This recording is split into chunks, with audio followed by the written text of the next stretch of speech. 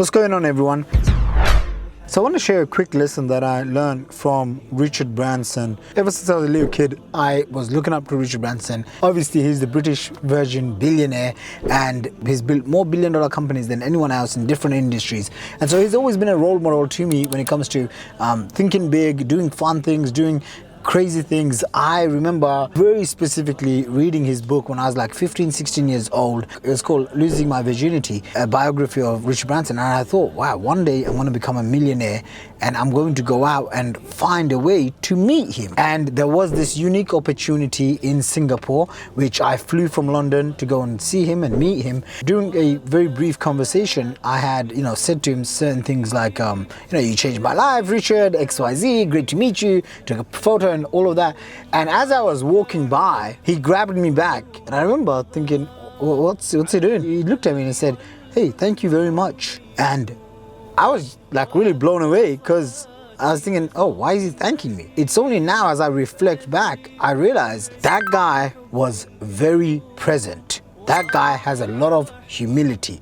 He's humble, and a lot of the times, the reason why you and we get stuck is because we're not in the present moment. We aren't humble enough to ask for help. We don't have any humility to know that we don't know what we don't know. It's like you're talking to someone and before you can even finish what you're talking, they already have 5 things to tell you. And I look at the people that I've met over the last, decade of being an entrepreneur, meeting hundreds of millionaires, a handful of billionaires. And the thing that I find very common is that the people that are most successful, they're the ones that are the most humble and have the most humility. Sure, sometimes people will judge them because of how they act and dress. I mean, I'm wearing red Louis Vuitton shoes.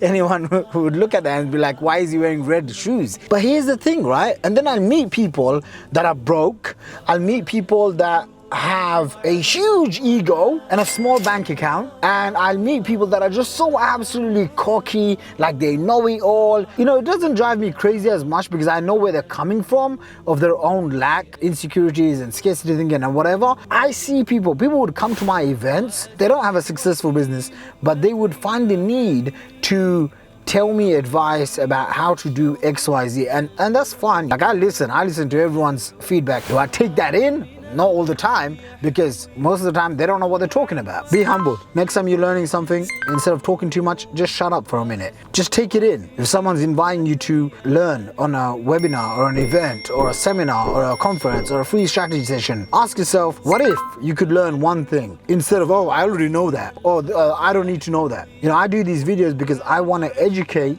and empower people to take control of their life. And one of the ways you do that is by being humble, understanding that it's okay to not know everything.